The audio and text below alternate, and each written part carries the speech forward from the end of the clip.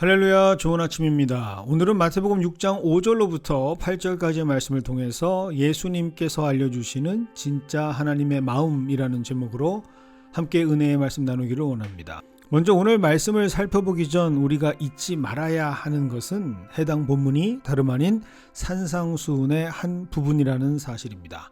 산상수훈, 아주 간단 명료하게 설명드리면 산 위에서 가르쳐 주시는 예수님의 말씀이라는 뜻입니다. 예수님께서는 마태복음 5장과 6장 그리고 7장까지의 무려 3장에 걸쳐서 하나님께서 구체적으로 그의 백성들에게 무엇을 원하시는지를 하나님이셨던 예수님께서 직접 가르쳐 주신 말씀들이죠. 예를 들어 설명하자면 책을 쓴 저자가 직접 그 내용을 독자들에게 설명하고 알려주는 저자 직강인 셈입니다. 그래서 우리는 바로 이 점을 놓쳐서는 안 됩니다.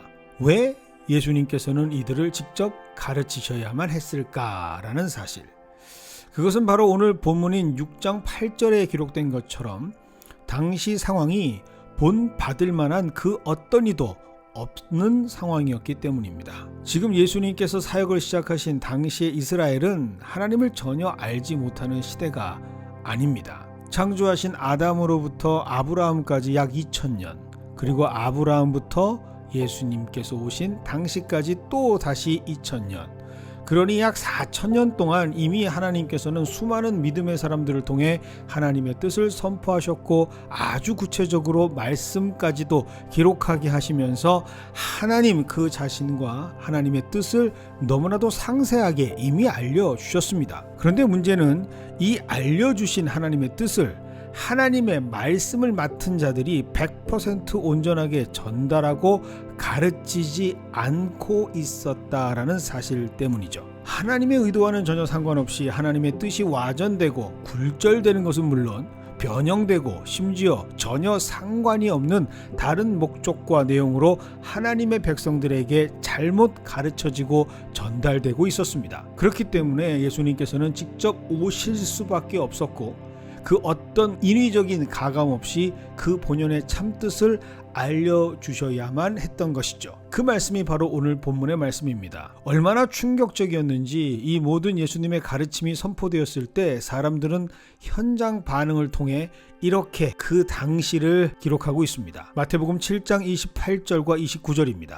예수께서 이 말씀을 마치심에 무리들이 그의 가르침에 놀라니 이는 그 가르치는 것이 권위 있는 자와 같고 그들의 서기관들과 같지 아니함일러라.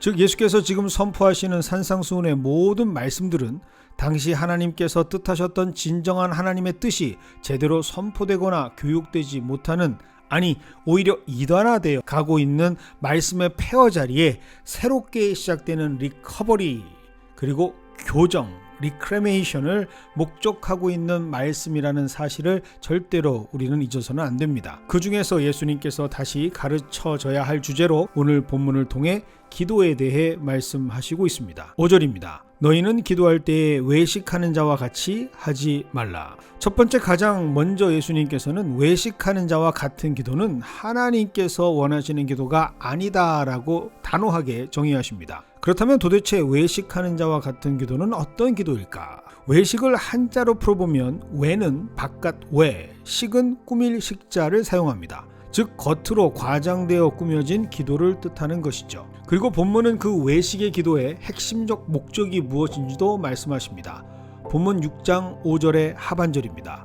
사람에게 보이려고. 즉 가장 먼저 하나님이신 예수님께서 오셔서 이것은 아니다라고 지적하시면서 새롭게 교정해 주신 복음은 기도는 절대로 사람에게 보이려는 것, 그것이 되어서는 안 된다라는 사실이죠. 그리고 곧바로 올바른 기도의 모습을 선포하십니다. 바로 6절에 기록된 은밀한 중에 계신 내 아버지께 기도하는 기도죠. 여기에서 은밀한 중에 계신 아버지라는 뜻은 5절의 외식과는 극단적으로 대치가 되는 개념으로 예수님께서 의도하셔서 선택하신 예가 됩니다. 즉 하나님께서 원하시는 기도는 그 어떤 사람도 개입될 수 없는, 그 누구도 보여지지 않는 오직 하나님께만 집중되어 하나님께만 드려지는 기도를 하나님께서 원하고 계신다라는 사실이죠. 또한 이 은밀히라는 단어는 지극히 개인적 관계, 즉 extremely private한 관계에서 사용되는 단어입니다. 즉 사용하는 그 내용의 관계가 사랑하는 연인 사이 또는 그 어떤 삼자와도 공유되지 않는 극단적으로 철저하게 가까운 지인들 사이의 관계에서만 사용되는 단어죠. 그래서 예수님께서는 이 단어를 사용하시면서 기도하는 자와 하나님과의 관계가 적어도 연인이나 부부, 모든 것을 내놓고 자신의 밑바닥까지 다 털어놓는 아버지와 자녀의 관계에서 터져나오는 기도를 하나님께서 원하고 계신다라는 사실을 가르쳐 주시고 있습니다. 그리고 이 은밀한이라는 단어는 친밀한이라는 뜻을 포함하고 있죠. 마치 서로 떨어져 있는 두 객체의 관계가 아니라 절대로 분리될 수 없는, 결국에는 서로 하나인 관계를 포함하고 있는 영적인 단어입니다. 그러므로 하나님께서 원하시는 기도는 하나님과 친밀한 관계를 전제로 하는 기도, 신뢰를 바탕으로 하는 기도라는 뜻이 됩니다. 그래서 이 뜻을 다시 7절과 8절을 비교하시면서 예수님께서는 하나님의 백성들에게 더 확실하게 그 의미를 알려주시고 있습니다. 7절입니다. 기도할 때에 이방인과 같이 중언부언하지 말라. 그들은 말을 많이 하여야 들으실 줄 생각하느니라. 한때 대한민국의 모든 사람들의 가슴을 울렸던 CM송 커머셜 뮤직이 있습니다. 그런데 그 가사는 이렇습니다. 말하지 않아도 알아요. 눈빛만 보아도 알아요. 그냥 바라보며 마음속에 있다는 것. 영어로는 You don't have to say anything. 이렇게 좀 되겠죠.